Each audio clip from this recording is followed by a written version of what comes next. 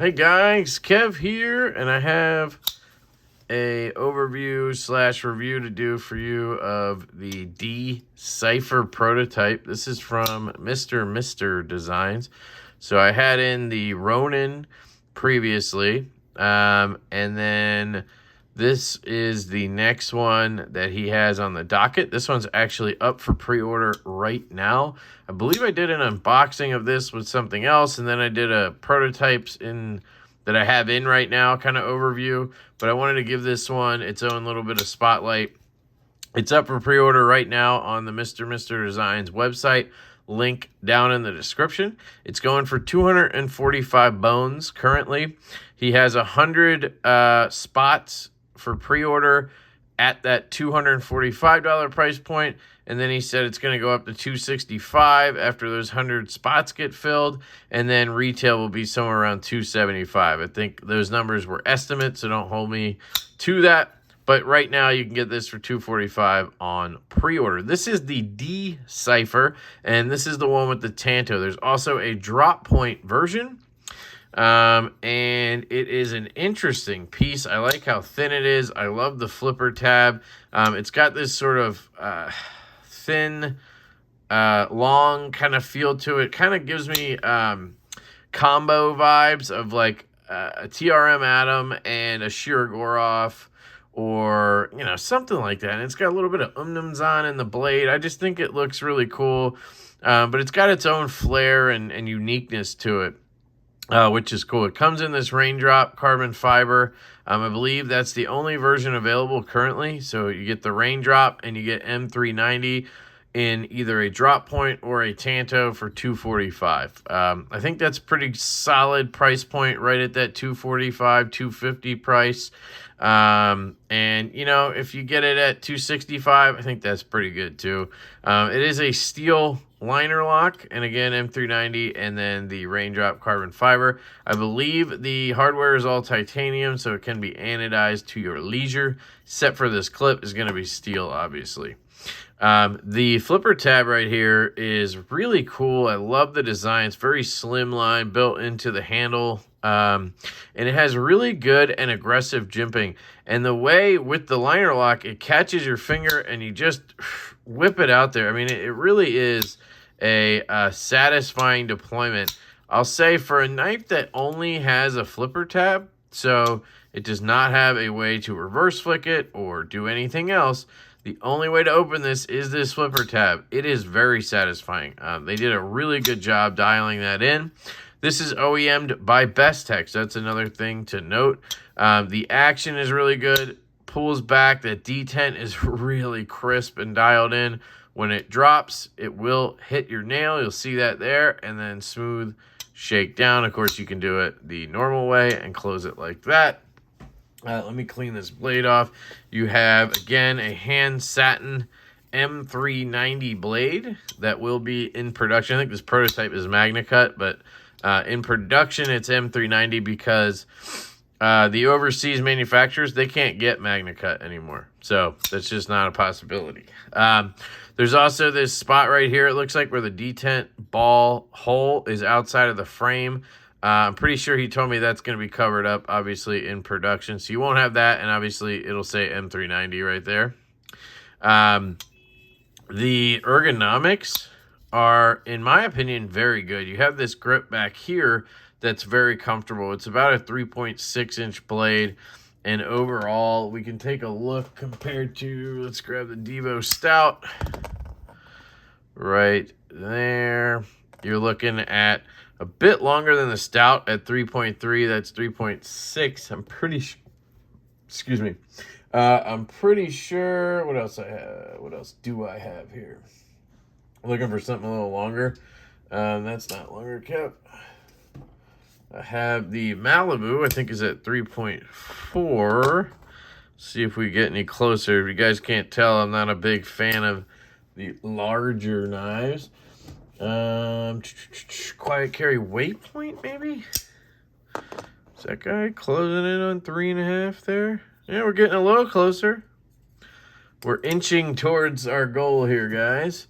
The only other thing I can think of that might be in that range that I just have here on hand would be the pinion from Tempest Knives. So there you go.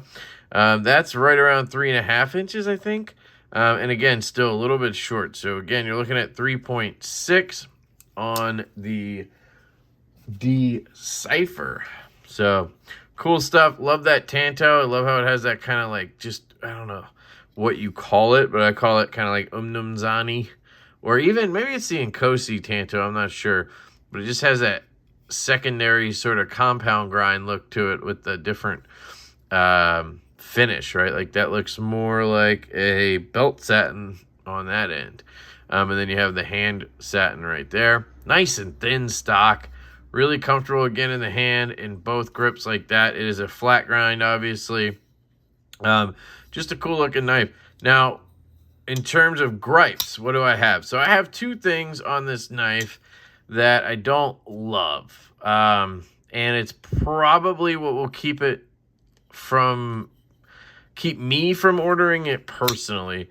While I really like the knife and I like the design, these two things for me, just not my preference. So the lock bar access, I want more of it.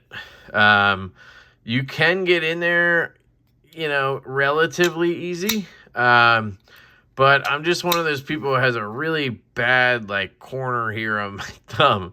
And anything that makes it where I got to use that corner just kind of sucks for me. On the thumb, I mean, not the knife sucks, but I just don't like using my thumb that way. Like, I want to go kind of get it with the meat, like right here. I don't want to have to use that corner.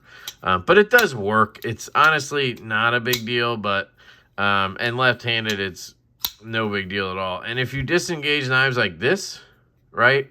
If you don't do the drop to my nail thing that I do, if you just go like this, it's really not a problem. They did say they'd think about updating that on a second version, but they weren't going to do it on this one.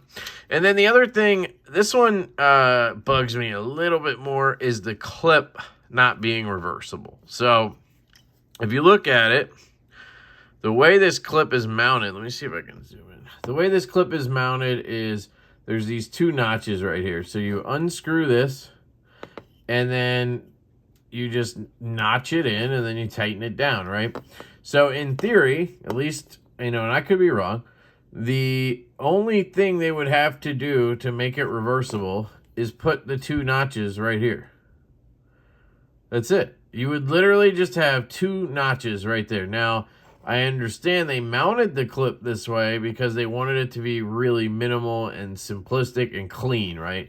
I think that's the idea here, is it's super clean. You don't see a clip mounting situation anywhere. You just have room for those two tongs there, and then the screw goes through. So what they didn't want was having two empty slots right here that are going to be obvious and impose on the overall cleanliness of the design. And that's what you get a lot of times, right? A lot of times the reason why companies or designers don't do a reversible clip is because it messes up the cleanliness of the show side of the scale. But in this case, it's really just two notches down here. And I just don't think it would have taken away anything. You'd still just have this screw just like that. It just seems a little bit like, we don't care about lefties. I don't know. So the reason that bothers me a little bit, and it's not because I carry a lot of right-hand clip-only knives, but because the clip is mounted at the rear here, when I go to flip it as a lefty, I get that clip. I just get the meat of it right into my palm, and it's uncomfortable. So if you're right-handed, it's not a problem at all. Honestly, it's really good right-handed. So it's not going to be a thing for most people, but it's a thing for me because I am left-handed and I use my left hand a lot. That just, it's just not a great location there. And then you add the lock bar access, and me personally, it's just, it's not my cup of tea. But other than that, it's absolutely fantastic. I mean, like I said, the ergos are great. The thinness of the stock and the blade is gorgeous. This Tanto has just spoken to me from the first moment I saw it. I was, trying to get one of these in hand and trying to check one out. So I really appreciate Mihai for sending me this. I believe this one is his dad's design originally. I don't know how they work together, but I know he also did the 0 button lock, so you can kind of see between the two, they're different design languages, and I think that's really cool. So if you look at the Ronin and the Guillotine, that's Mihai's, language. And then you look at the Cipher and the 0, and you can see his dad's touch on things. And I just think that's really unique and cool, and it's just different in the knife world. You don't really have anything like that going on. I guess we do have some father and son teams, but this is a little bit different, them being, designers and designing kind of separate knives, but working together. I don't know. It's really cool to me. The jimping on this, by the way, is useful.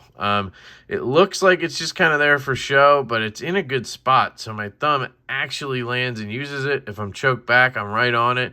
If I'm choked up, I can kind of back up onto it, and now I have good traction right there. If you guys are curious about these kind of grips, feels pretty good in the hand. You do have this clip kind of right there, but you can get next to it like that. Sure, if you're right-handed, you don't have that problem. Yep, you're good to go. So if you're in that Friday night gas station fight, you are solid. So again, $245 up for pre-order right now on their website, link down below. Let me know what you guys think. Let me know if you're going to pick one up, if you already picked one up. I'm still really tempted. For one, I really like Mihai. He's a great dude. I've had him on the live stream a couple of times. Really cool dude. I met him at Blade West, and I want to support that, right? I backed the Ronin. So I kind of want to get in on this. If I can get some funds cleared up, I may just do it anyway. So there's that. And I really do think it's a beautiful knife. Great design. Ergonomic is all get out.